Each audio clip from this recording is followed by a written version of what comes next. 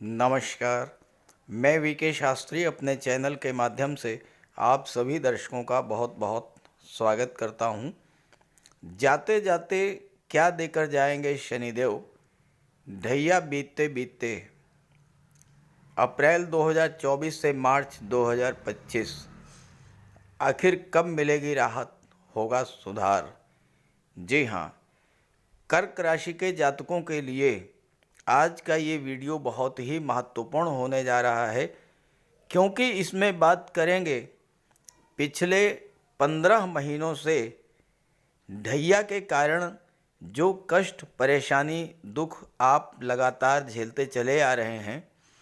शनि की ढैया के कारण जो संघर्ष आपको करना पड़ा है, जीवन में जो उठापटक का दौर चला, आपके अपने जिस तरह से आपसे दूर होते चले गए, उन सब पर तो चर्चा करेंगे ही।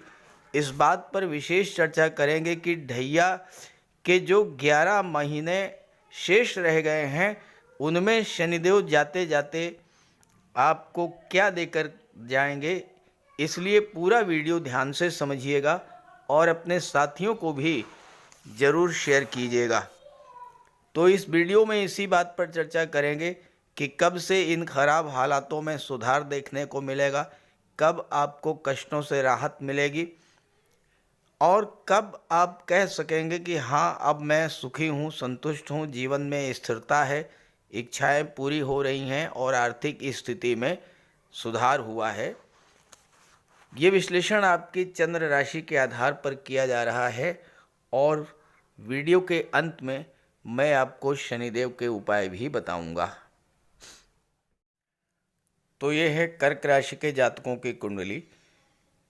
वर्तमान में जो ग्रह स्थिति है उसके अनुसार शनिदेव का गोचर कुंडली के अष्टम भाव में है, राहु का गोचर भाग्य के भाव में है और 30 अप्रैल को देवगुरु बृहस्पति लाभ के भाव में गोचर करेंगे।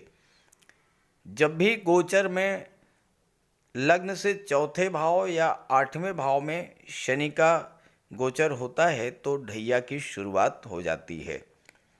17 जनवरी 2023 को शनिदेव कुंडली के अष्टम भाव में आए और अष्टम भाव में आते ही ढैया की शुरुआत हो गई।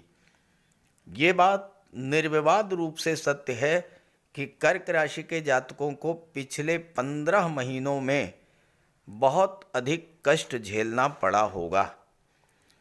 खास करके वो जातक जिनकी जन्म कुंडली में शनि खराब थे, अंश बल से कमज़ोर थे, शत्रु राशि में थे, पाप ग्रहों के प्रभाव में थे या नीच की स्थिति में थे, उनके कष्टों की तो कोई सीमा ही नहीं रही होगी। उन्हें तो 7.5 ढैया ने बर्बाद कर दिया होगा, पूरी तरह से तोड़ दिया होगा, शारीरिक रूप से, मानसिक रूप से और आर्थिक रूप से।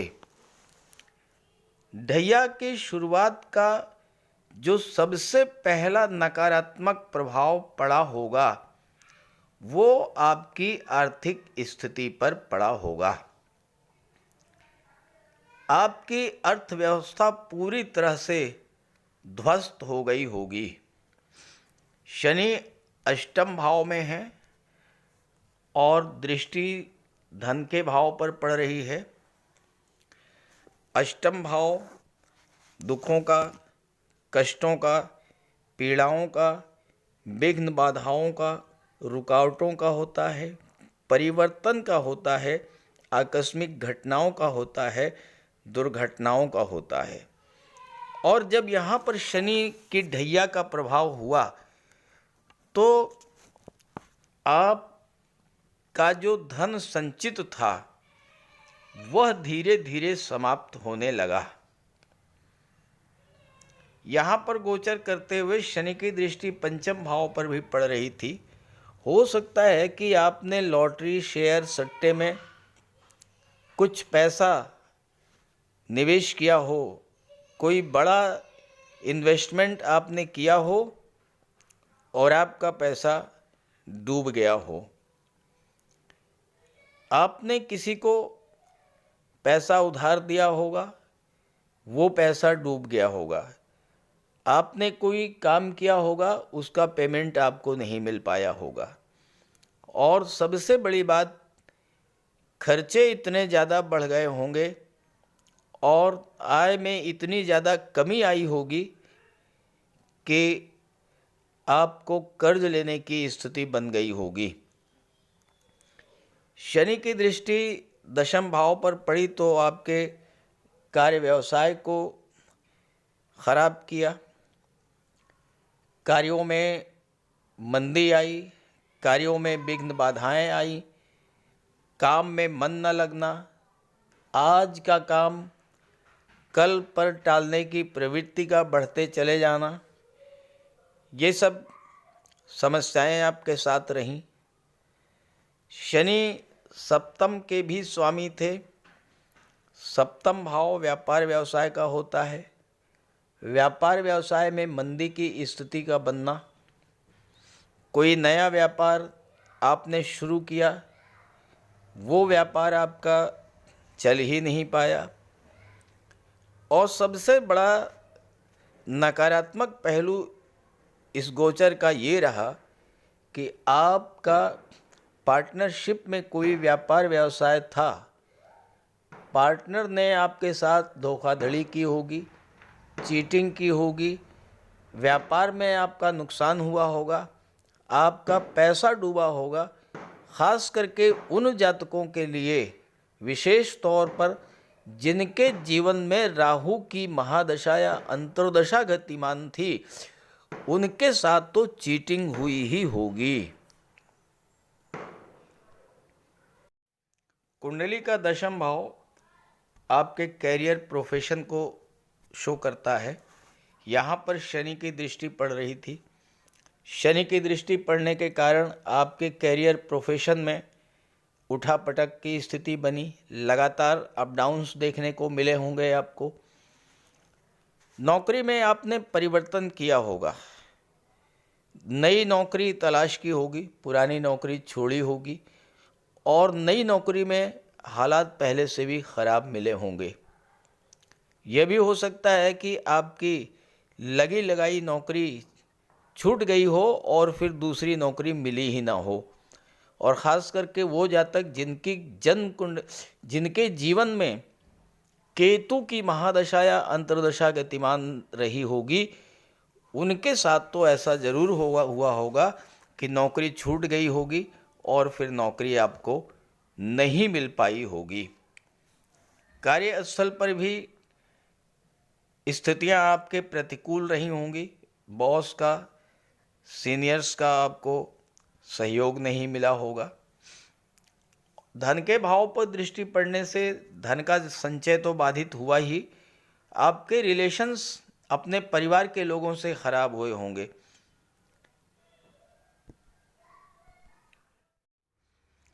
शनिदेव की दशम दृष्टि आपकी कुंडली के पंचम भाव पर पड़ रही थी, जो कि संतान का होता है, जो कि शिक्षा का होता है, लव रिलेशंस का होता है, आपकी क्रिएटिविटी का होता है। और पंचम भाव शेयर मार्केट, लॉटरी, स्टॉक, इस सब को शो करता है। शनि की दृष्टि पड़ने से छात्रों का मन पढ़ाई से हटा होगा, शिक्षा बाधित हुई होगी। किसी अच्छे इंस्टीट्यूट में एडमिशन चाहते थे, एडमिशन नहीं मिल पाया होगा। उच्च शिक्षा के लिए विदेश जाना चाहते थे, नहीं जा पाए होंगे। सबसे ख़राब स्थिति तो लव रिलेशंस को लेकर के रही होगी। आप विवाह के इच्छुक रहे होंगे, लेकिन शनि सप्तम के स्वामी हैं, जो कि विवाह का होता है। आपके विवाह में देरी हुई होगी, विवाह में बाधाएं आई होंगी।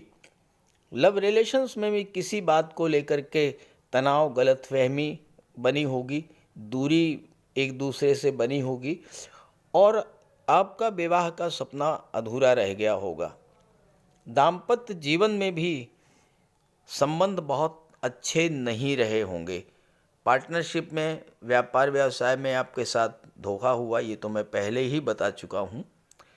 तो ये समस्याएं आपके साथ लगातार 15 महीनों से चल रही हैं। आप कमेंट करके बताइएगा कि क्या ऐसा ही हुआ है, और अगर इससे भी कुछ हट करके दूसरी घटना हुई हो तो उसे भी बताइएगा। अब प्रश्न ये है कि ढैया के जो 11 महीना शेष है, क्या इसमें कोई सुधार देखने को मिलेगा या स्थितियां ज्यों की त्यों रहेंगी।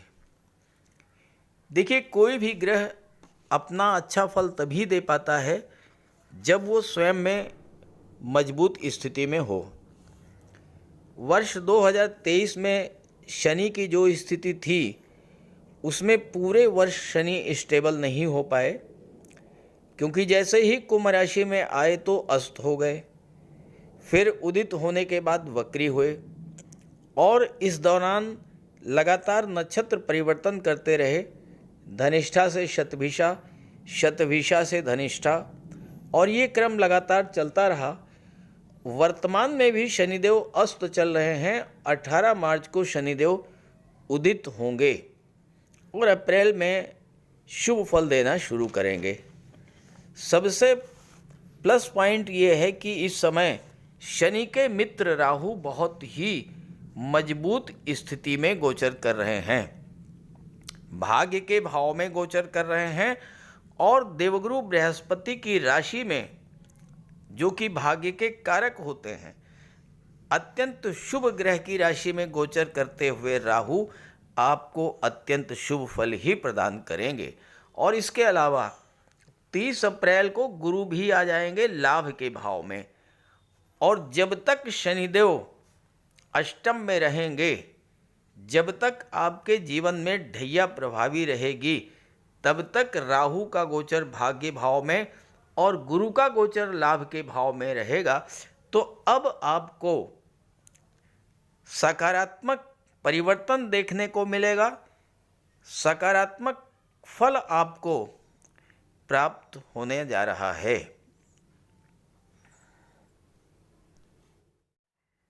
शनिदेव सप्तम भाव के स्वामी होकर के अष्टम में गोचर कर रहे हैं और यहाँ पर विपरीत राजयोग बना रहे हैं।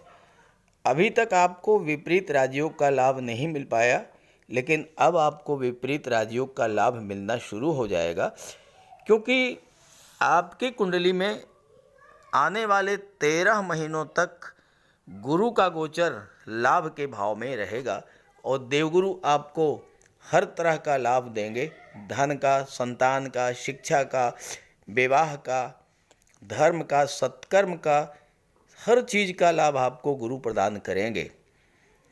सप्तम भाव व्यापार का होता है, तो अब शनिदेव आपको व्यापार व्यवसाय के क्षेत्र में उच्च स्तर की सफलता प्रदान करेंगे, आपके व्यापार को नई ऊंचाइयों तक लेकर के जाएंगे। अभी तक व्यापार में मंदी की स्थिति बनी हुई थी, वो समाप्त होगी। आपके साथ कोई चीटिंग हुई थी, धोखाधड़ी हुई थी, उसकी रिकवरी होगी। और सबसे बड़ी बात यह कि अष्टम भाव परिवर्तन का होता है। आप व्यापार व्यवसाय में अपने पार्टनर को चेंज करेंगे और आपको बहुत अच्छा पार्टनर इस समय मिलेगा और उससे आपको लाभ प्राप्त होगा। आपकी डेली इनकम में वृद्धि होगी। विवाह में जो देरी हो रही थी वो दूर होगी, आपका विवाह संपन्न होगा। और सबसे बड़ी बात यह है कि आपकी कुंडली का जो पंचम भाव है पूरी तरह से जागृत है। कुंडली का लाभ का भाव जागृत है, भाग्य का भाव जागृत है, धन का भाव जागृत है, और इन चारों भावों के शुभ फल आपको मिलने जा रहे हैं।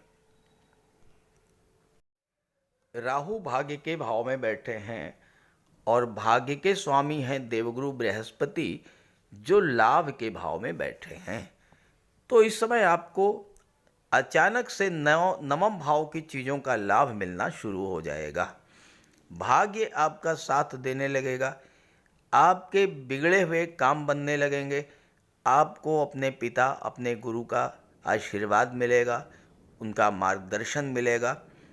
और सबसे बड़ी बात यह है कि इन 11 महीनों में अगर आप कहीं धार्मिक यात्रा पर जाएंगे, तीर्थ यात्रा पर जाएंगे, या गंगा स्नान के लिए जाते हैं, या अपने घर में कोई धार्मिक मांगलिक आयोजन करते हैं, पूजा पाठ कराते हैं, तो ये निश्चित रूप से समझ लीजिए कि भाग्य पूरी तरह से आपका साथ देगा और राहु आपको छप्पर फाड़ करके धन प्रदान करेंगे।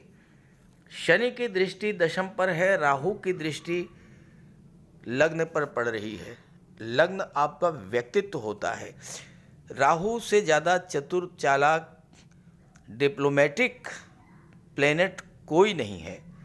जब राहु की दृष्टि आपके लग्न पर पड़ेगी तो आप अत्यधिक चतुर चालाक होंगे। किस तरह से आप अपना काम बनाएं, इस दिशा में सोचना शुरू करेंगे। और शनि की दृष्टि कर्म के भाव पर है। शनि को राहु का बल मिल रहा है इस समय, तो कार्य क्षेत्र में जो समस्याएं बनी हुई थी, उन समस्याओं को आप दूर करने की स्थिति में अब आ जाएंगे। कैरियर ग्रोथ मिलेगी। बिजनेस में, प्रोफेशन में जो उठापटक की स्थिति बनी हुई थी, वो धीरे धीरे समाप्त होगी। बॉस का, सीनियर्स का आपको सहयोग भी मिलना शुरू हो जाएगा और नए कार्य व्यवसाय, नई नौकरी के लिए बहुत ही अनुकूल समय अब आने वाला है 30 अप्रैल के बाद से। शनि की दृष्टि पड़ रही है धन के भाव पर और राहु की दृष्टि पराक्रम के भाव पर। तीसरा भाव राहु का पक्का घर है। राहु आपको बहुत अधिक चतुर चालाक बनाएंगे। राहु आपकी इंट्यूशन पावर को बढ़ाएंगे और सबसे बड़ी बात यह है कि राहु यहाँ पर तीसरे भाव पर दृष्टि डालते हुए आपको मनी मैनेजमेंट में पारंगत बना देंगे।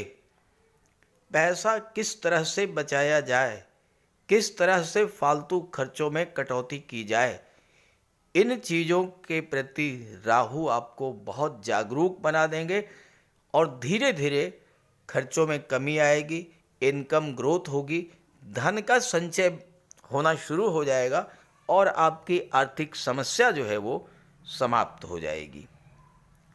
तीसरा भाव टूर एंड ट्रेवल्स का होता है, यात्राओं का होता है और राहु यहाँ पर नवम में है, केतु तीसरे भाव में है, तो यात्राएं आपको करनी पड़ेंगी और आपको यात्राएं करनी चाहिए। नवम भाव में राहु है, आपको धार्मिक यात्राएं जरूर करनी चाहिए, तीर्थ यात्राएं करनी चाहिए ताकि राहु आपको पूरी तरह से लाभ दे सके। और कार्य व्यवसाय को लेकर के छोटी मोटी यात्राएं आपको करनी पड़ेंगी। भाई बहनों से जो रिलेशंस खराब हुए थे, वो रिलेशंस भी इस समय ठीक होंगे।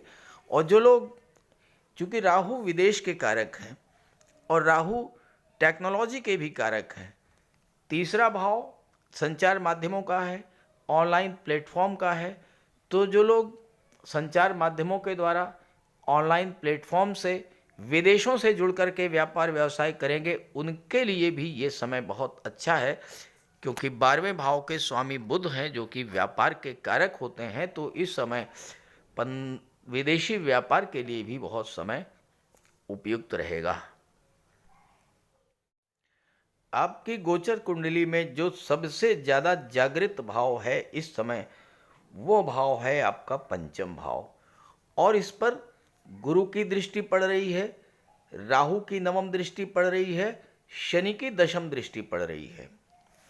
छात्रों के लिए ये समय बहुत अच्छा होगा, पढ़ाई में मन लगेगा, भटकाव की स्थिति समाप्त होगी, किसी अच्छे इंस्टीट्यूट में एडमिशन हो सकता है, शिक्षा जो बाधित हुई थी वो नए सिरे से आप पढ़ाई को शुरू करेंगे। संतान के प्रति जो आपकी चिंताएं बढ़ी हुई थी वो समाप्त होंगी। आपके संतान को कोई नौकरी, कोई व्यापार, कोई रोज़गार इस समय मिलने का योग बनेगा। लव रिलेशंस के लिए भी समय अच्छा रहेगा, संतान प्राप्ति का योग बनेगा। और सबसे बड़ी बात, राहु की दृष्टि पड़ रही है। राहु जिस भाव पर दृष्टि डालते हैं उस भाव की चीज़ों के प्रति लगाव शब्द नहीं बल्कि आसक्ति कहिए, बहुत ज़्यादा बढ़ा देते हैं। और पंचम भाव लव रिलेशंस का होता है, तो अब आपके लव रिलेशंस में बहुत तीव्र आकर्षण उत्पन्न होगा और अब विवाह का योग भी बनेगा। पंचम भाव क्रिएटिविटी का होता है, शिक्षा का होता है। जो लोग शिक्षा के क्षेत्र से किसी तरह से जुड़े हुए हैं, जो किसी क्रिएटिव फील्ड से जुड़े हुए हैं, उनके लिए भी ये समय बहुत अच्छा आने वाला है। जो लेखन के क्षेत्र से, साहित्य के क्षेत्र से, गणित के क्षेत्र से, कला के क्षेत्र से जुड़े हुए हैं, ऐसे जातकों के लिए असीम संभावनाओं के द्वार खुलने जा रहे हैं 30 अप्रैल के बाद से। तो इस गोचर का आपको पूरा लाभ उठाना चाहिए और ये वीडियो, ये जानकारी अपने साथियों को, मित्रों को ज़रूर शेयर कर दीजिएगा। इसके अलावा चूँकि आपके जीवन में ढैया तो प्रभावी है ही है, और आपकी जन्म कुंडली में अगर शनि किसी भी तरह से कमज़ोर हुए तो शनिदेव का उपाय करते रहिएगा, आपको विशेष लाभ मिलेगा। तो बात करते हैं उपायों पर। ज्योतिष शास्त्र में कहा गया है कि शनि जिस पर प्रसन्न होते हैं, यानी जिसका शनि ग्रह मजबूत स्थिति में होता है, तो शनिदेव रंक से राजा बना देते हैं, और शनि अगर कमज़ोर हुए, खराब हुए, तो राजा भी रंक हो जाता है। शनि के मजबूत होने से लोहा, मशीनरी, कारखाने से जुड़े व्यापार में तरक्की होती है, कोर्ट केस में विजय मिलती है, कार्यों में सफलता प्राप्त होती है, सांसारिक समस्याओं से मुक्ति मिलती है। और शनि को न्याय का प्रतीक माना गया है। यदि शनिदेव मजबूत हैं तो आपके साथ अन्याय नहीं होता। जब शनि खराब होते हैं तो बड़े से बड़े कष्ट झेलने पड़ते हैं। तो बात करते हैं शनि के उपायों के बारे में। ऐसा कोई भी कार्य ना करें जो कि शनि को पसंद नहीं है। शनिदेव को इलीगल कार्य पसंद नहीं है। झूठ, फरेब, छल, कपट, धोखाधड़ी, बेईमानी, ये सब शनिदेव को पसंद नहीं है। शनिदेव को परिश्रम, अनुशासन और व्यवस्था पसंद है, तो ऐसे कार्य कीजिए। गरीबों की मदद कीजिए, बुजुर्गों, दिव्यांगों को भोजन दीजिए, वस्त्र का दान कीजिए, किसी ओल्ड एज होम में जाकर के, किसी अनाथालय में जाकर के दान पुण्य का कार्य कीजिए, तो इससे शनि को बल मिलेगा। अगर आपका शनि कमज़ोर है तो आपको कम से कम 19 शनिवार व्रत रखना चाहिए, और इसके साथ साथ शनिवार के दिन एक कटोरी में सरसों का तेल लेकर उसमें अपना चेहरा देखिए और उस तेल को किसी को दान कर दीजिए। इसके अलावा शनिवार के दिन एक पात्र में जल, दूध, चीनी, काला तिल और गंगा जल ये रख लीजिए। इसके बाद पश्चिम दिशा की ओर मुँह करके पीपल के वृक्ष को अर्पित कर दें, इससे भी शनि को बल मिलता है। शनिवार के दिन उड़द से बनी पंजीरी, पकौड़ी, चीला, बड़ा ये सब खाना चाहिए। सरसों के तेल में बने भोज्य पदार्थ ग्रहण करना चाहिए, इससे शनि ग्रह को ताकत मिलती है। केले का भी आप सेवन कर सकते हैं।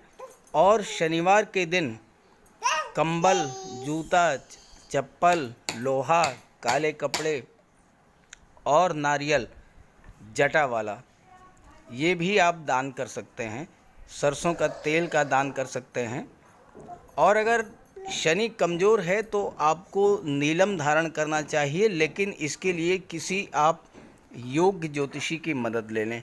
तो ये सब उपाय आप करेंगे तो आपको बहुत बड़ा लाभ मिलेगा। नमस्कार।